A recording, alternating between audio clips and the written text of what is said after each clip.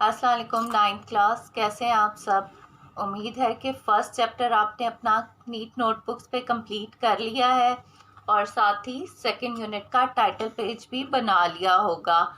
जो हमारा second unit है इसमें 3 टॉपिक्स हैं हमारे, ज़कात, उशर एंड इनहेरिटेंस। इन तीनों टॉपिक्स को हम सेपरेटली जो है वो करेंगे। फर्स्ट टॉपिक जो आज हम करेंगे वो है ज़कात। आज मंडे 30 मार्च 2020 है और हमारा टॉपिक है ज़कात। सबसे पहले तो ज़कात होती क्या है। ज़कात is one of the 5 basic pillars of Islam. इस्लाम के जो बुनियादी 5 अरकान हैं उनमें से ये ज़कात एक रुकन है। अब ज़कात हमें पता चल गया ये इस्लामी बुनियादी अरकान का एक रुकन है, लेकिन ज़कात होती क्या है। ज़कात is a trans repayment which साहिब निसाब Muslim pays at given rate by themselves or the Islamic State to the poor and needy in or after the month of Rajab।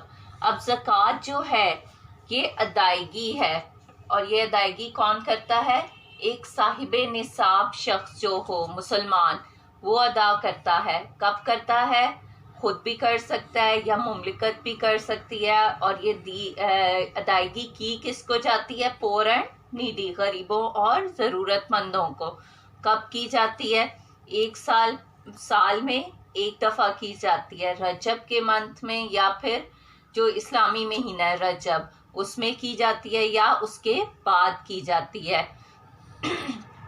तो इस डेफिनेशन से हमें क्या समझ आता है, एक ऐसा शख्स जो कि साहिब निसाब हो और वो साल में एक दफ़ा खुद देता है या फिर उसकी जो मुल्क होता है वो अदा करता है। और ये किसको दी जाती है, गरीबों और ज़रूरतमंदों को। अब इसमें 2 वर्ड्स आए हैं जो कि आपके लिए न्यू है। एक तो साहिब निसाब, कि साहिब निसाब मुस्लिम क्या होता है और ये जो ज़कात अदा की जाती है ये हमें कैसे पता चलेगा, हम किस शख्स ने कब और कितनी देनी है। तो इसके लिए जो है हमें जो इस्लाम है, जो हदीस हैं और कुरान, उसमें हमें ये निसाब के बारे में बता दिया गया है और ये जो है ये फिक्स है। अगर अब एक निसाब क्या होता है, एक ऐसा शख्स जिसके पास 7.5 तोला या फिर 86.1562 ग्राम गोल्ड हो, या फिर ऐसा शख्स जिसके पास 52.5 तोला, तोले में ये वैल्यू गिवन है और ये वैल्यू ग्राम्स में भी गिवन है, और ग्राम्स में सिल्वर कितना हो 603 ग्राम, ये उसके पास इतने गोल्ड हो या इतने सिल्वर हो इस वेट में, या फिर उसके पास कैश मनी हो और कैश मनी की अमाउंट जो है वो इस 7.5 तोला गोल्ड या 52.5 तोला सिल्वर के बराबर बनती है,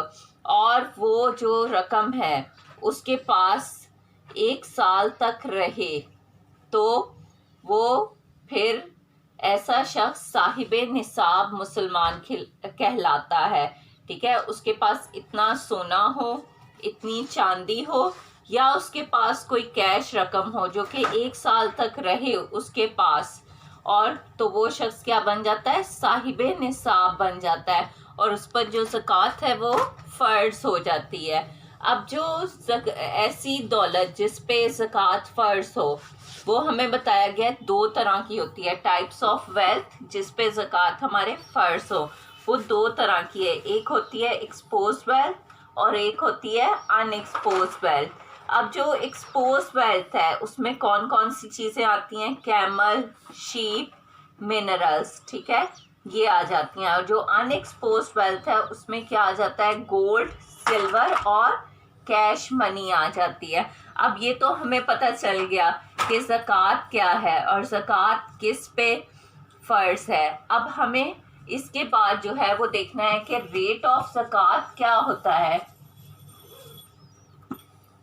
अब जो रेट ऑफ ज़कात है वो भी इस्लाम ने हमें बता दिया है कि कितना है और ये भी फिक्स है। जो रेट ऑफ ज़कात है वो 2.5% होता है।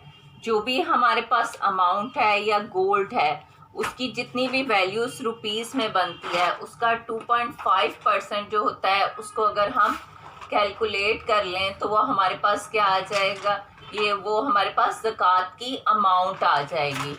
तो अभी हम इससे रिलेटेड क्वेश्चन सॉल्व करेंगे तो आपको फिर क्लियर हो जाएगा कैसे ज़कात फाइंड आउट की जाती है। जी 9th क्लास, अब एक्सरसाइज 2.1 का हम क्वेश्चन नंबर 1 सॉल्व करेंगे। अब क्वेश्चन नंबर 1 की जो स्टेटमेंट है पहले वो हम देख लेते हैं। उसमें हमें क्या कहा गया, कैलकुलेट ज़कात ऑन गोल्ड अमाउंटिंग टू ₹11,10,000। अब इस क्वेश्चन में हमें कहा गया है कि हमने ज़कात कैलकुलेट करनी है और जो ज़कात है वो किस पे कैलकुलेट करनी है, गोल्ड इतने सोने पर जिसकी जो है कीमत कितनी है 11,10,000 है। अब सबसे पहले हम लिख लेंगे अमाउंट ऑफ गोल्ड। जो अमाउंट ऑफ गोल्ड है वो हमारे पास गोल्ड जो है उसकी अमाउंट कितनी बन रही है 11,10,000 रुपीज। अब ये हमें रुपीज में वैल्यू गिवन है। अब हमें पता है कि जब हमें ज़कात कैलकुलेट करनी हो तो उन क्वेश्चंस में हमें रेट ऑफ ज़कात गिवन नहीं होता, ये हमें खुद पता होता है कि ये वैल्यू फिक्स है और हम खुद से लिखते हैं इसकी वैल्यू कि रेट ऑफ ज़कात जो है वो 2.5% होता है। अब रेट ऑफ ज़कात भी पता है और वो अमाउंट भी हमें पता है जिस पे हमने ज़कात कैलकुलेट करनी है। तो अब इस अमाउंट में से हम जो अमाउंट ज़कात की बनती है वो कैलकुलेट कर सकते हैं। अब हम लिखेंगे अमाउंट ऑफ ज़कात। अब जो अमाउंट ऑफ ज़कात हमने कैलकुलेट करनी है वो इस अमाउंट पे करनी है और किस रेट से करनी है 2.5% के हिसाब से करनी है। तो हम क्या करेंगे 2.5% ऑफ दिस अमाउंट हम कैलकुलेट कर लेंगे। तो ये आ जाएगा, ये वैल्यू आ गई। अब हमें पता है कि जो परसेंटेज का साइन होता है उसको जब हम ख़त्म करते हैं तो हमारे पास क्या आ जाता है, डिनोमिनेटर में 100 आ जाता है और ऑफ की जगह क्या आ जाएगा, मल्टीप्लाई आ जाएगा। अब ये हमारे पास वैल्यू आ गई।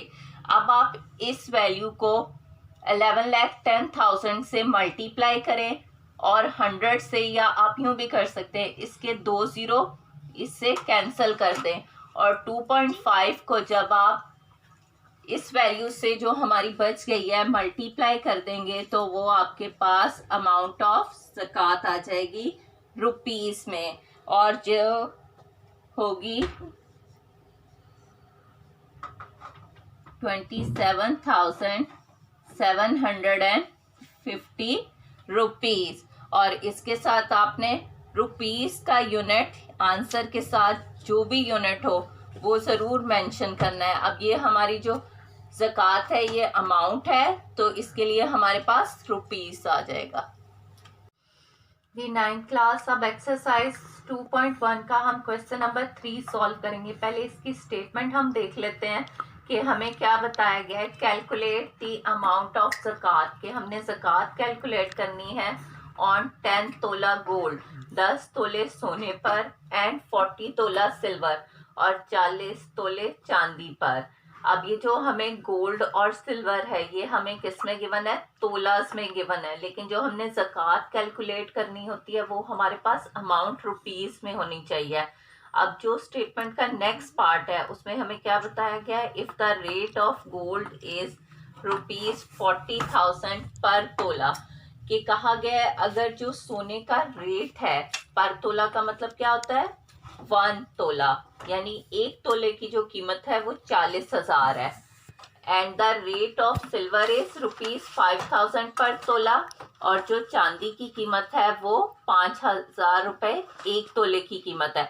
अब हमें जो जो स्टेटमेंट में वैल्यूज गिवन है, सबसे पहले हमें वेट ऑफ गोल्ड गिवन है वो कितना है 10 तोला, और जो रेट ऑफ गोल्ड पर तोला यानी 1 तोले की जो कीमत है वो गिवन है 40,000 रुपीज।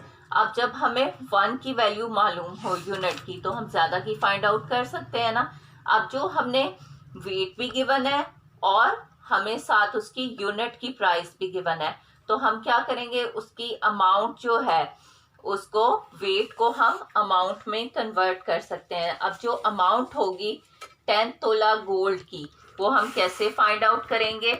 जो हमें पता है 1 तोले की कीमत 40,000 है, तो हम 10 तोले की कीमत जो है निकालने के लिए इसको 10 से मल्टीप्लाई कर देंगे, तो ये हमारे पास आ जाएगा। जब हम मल्टीप्लाई करेंगे तो ये हमारे पास बन जाएगा 4 लाख रुपीस। अब जो नेक्स्ट है, हमें वेट ऑफ सिल्वर गिवन है। वेट ऑफ सिल्वर कितना है? 40 तोला। और हमें मालूम है 1 तोला यानी सिल्वर के 1 तोले की कितनी प्राइस है? 5,000 रुपीज। अब हम 40 तोला की प्राइस जो है वो फाइंड आउट कर सकते हैं। अब हमें पता है 1 तोला की जो प्राइस है वो 5,000 है, तो 40 तोला की कैलकुलेट करने के लिए उसको हम इससे 5,000 से मल्टीप्लाई कर देंगे, तो ये हमारे पास आ जाएगा 2 लाख रुपीस जी। अब हमारे पास जो गोल्ड है उसकी भी प्राइस अमाउंट आ गई है कि गोल्ड जो है वो कितने वर्थ का है, और जो सिल्वर है उसकी भी हमारे पास अमाउंट आ गई है। अब इन दोनों कैलकुलेट करनी है। अब बजाय इसके कि दोनों पे हम सेपरेटली ज़कात करें, हम क्या करेंगे, दोनों अमाउंट को पहले सम कर लेंगे, ताकि हमें पता चल जाएगा कि हमने कितने अमाउंट पे जो ज़कात है वो पे करनी है। अब हम लिखेंगे इधर amount on which zakat is to be deducted। वो अमाउंट आ गई जिस पे ज़कात जो है डिडक्ट होनी है। कैसे आएगी? हम जो अमाउंट है गोल्ड की और जो हमारी अमाउंट है सिल्वर की, उन दोनों को हम सम कर लेंगे, तो ये हमारे पास आ जाएगा ₹6 लाख। अब ये हमारे पास वो टोटल अमाउंट आ गई है जिस पे हमने ज़कात डिडक्ट करनी है। अब जैसे हमने प्रीवियस क्वेश्चन में कहा था कि जो रेट ऑफ ज़कात होता है वो हमें गिवन नहीं होता, लेकिन हमें मालूम होता है कि रेट ऑफ ज़कात क्या है। तो हम सबसे पहले लिखेंगे, हर क्वेश्चन में मेंशन ज़रूर करेंगे कि रेट ऑफ ज़कात कितना होता है। रेट ऑफ ज़कात जो है वो 2.5% होता है। अब हमारे पास वो अमाउंट भी आ गई है जिस पे हमने ज़कात कैलकुलेट करनी है, और रेट ऑफ ज़कात भी हमें पता चल गया। अब हम अमाउंट ऑफ ज़कात जो है वो कैलकुलेट कर सकते हैं, तो हम लिखेंगे अमाउंट ऑफ ज़कात फाइंड आउट करनी है हमने, तो हम इसको मल्टीप्लाई कर देंगे उस टोटल अमाउंट से जिस पे हमने ज़कात फाइंड आउट करनी है, जो कि है 6 लाख रुपीस। अब नेक्स्ट स्टेप में हमारा क्या हो जाएगा, हमने परसेंटेज के 100 को लगा देना है और यहाँ हमने इससे मल्टीप्लाई कर देना है। अब जब आप इस अमाउंट को 2.5 को जो है 6 लाख से मल्टीप्लाई कर दें और 100 से डिवाइड करेंगे तो आपके पास आंस आ जाएगा, और जो आपका आंस होगा वो रुपीस में होगा, क्योंकि जो ज़कात है वो रुपीस में कैलकुलेट की जाती है। और ये जब आप सिंप्लीफाई करेंगे तो ये आपके पास आ जाएगा 15,000 रुपीस।